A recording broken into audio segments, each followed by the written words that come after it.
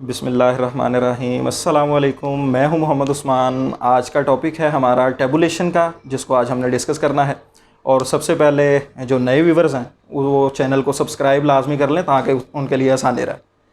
हमारा टॉपिक है आज का टेबुलेशन। और टेबुलेशन को हम इस पे बात करने से पहले प्रीवियस लेक्चर का थोड़ा जिक्र करते हैं। हमने क्लासिफिकेशन का जिक्र किया था लास्ट टॉपिक्स में।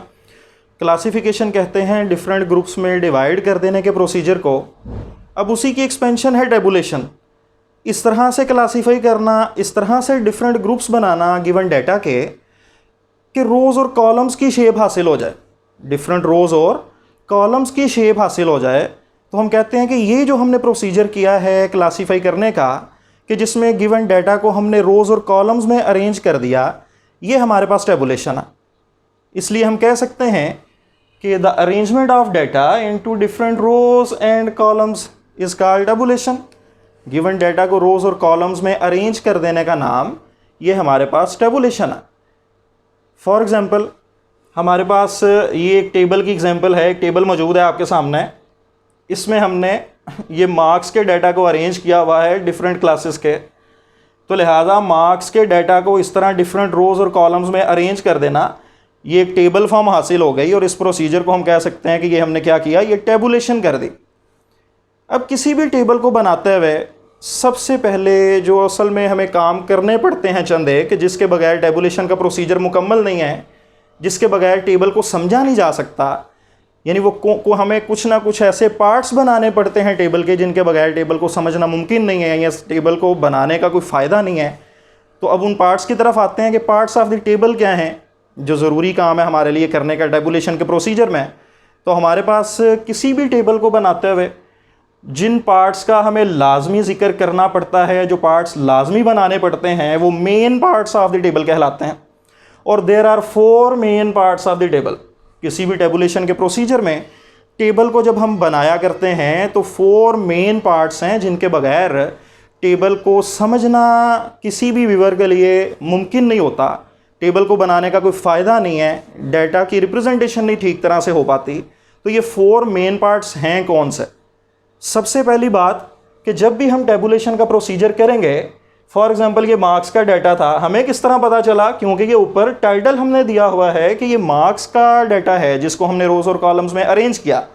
तो लिहाजा ऐसी स्टेटमेंट जो टेबल के टॉप पे हो, टेबल के ऊपर लिखी हुई हो, जो हमें टेबल के कंटेंट्स के बारे में बता दे कि टेबल के अज्जा किस तरह के हैं, टेबल में मौजूद पाई जाने वाली वैल्यूज़ जिनको हमने अरेंज किया है वो किस तरह की हैं, उनकी नेचर क्या है। तो ऐसी statement which tells us about the contents of the table, it is known as title. ये हमारे पास टाइटल है। जब तक टाइटल नहीं होगा टेबल को समझना मुमकिन नहीं होगा। इसीलिए हम कहते हैं कि ये हमारे पास main part of the table है जिसको हम टाइटल का नाम देंगे। ऐसी स्टेटमेंट जो टेबल के टॉप पे लिखी हो और टेबल के कंटेंट्स के बारे में बता दे। उसके बाद हमारे पास बात आती है कि डिफरेंट रोज़ और कॉलम्स में हमने गिवन डाटा को अरेंज करना है। तो रोज़ के अंदर जब वैल्यूज़ को अरेंज करेंगे तो इसके लिए कोई ना कोई हमें पहले क्राइटेरिया बनाना पड़ेगा। कोई ना कोई सेल को, रो को जो है लाजमी कोई ना कोई हेडिंग देना पड़ेगी ताकि डाटा को अरेंज करते हुए पता चल सके कि किस रो के अंदर गिवन डाटा की किन वैल्यूज़ को अरेंज करना है। तो लिहाजा ये जो काम है रोज़ को हेडिंग देने का, ताकि आइडिया हो कि किस रो में कौन सी वैल्यूज़ मौजूद हैं। ये जो रोज़ की हेडिंग्स हैं ये हमारे पास क्या कहलाती हैं? रो कैप्शंस।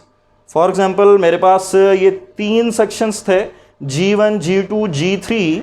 ये G1 क्या है? ये रो कैप्शन है, ये इस रो की हेडिंग है। इसी तरह इस रो की हेडिंग G2 है, लिहाजा ये भी रो कैप्शन है।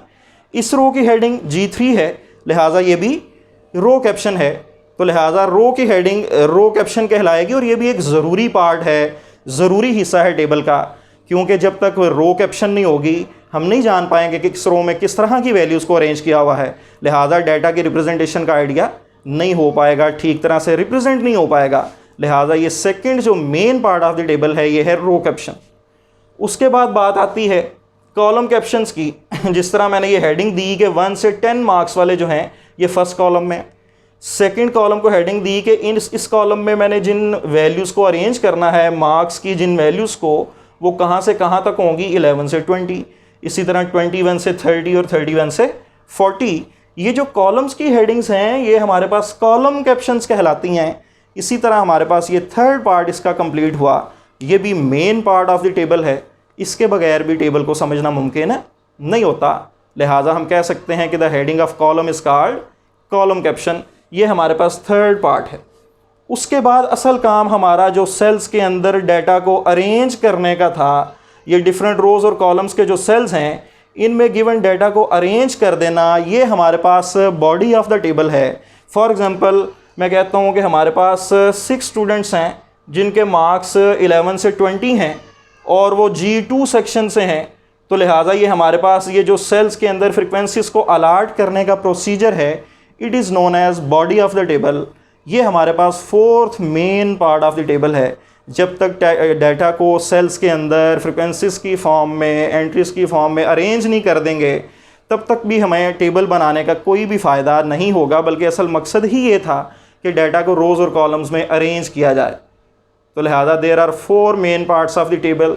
The first one is title, the second one is row caption, third one is column caption and the fourth one body of the table. अब इनको इंग्लिश में एक दफ़ा डिफाइन कर लेते हैं और उसके बाद वाइंड अप करते हैं आज के लेक्चर को। टाइटल क्या है? A statement at the top of the table which tells us about the contents of the table.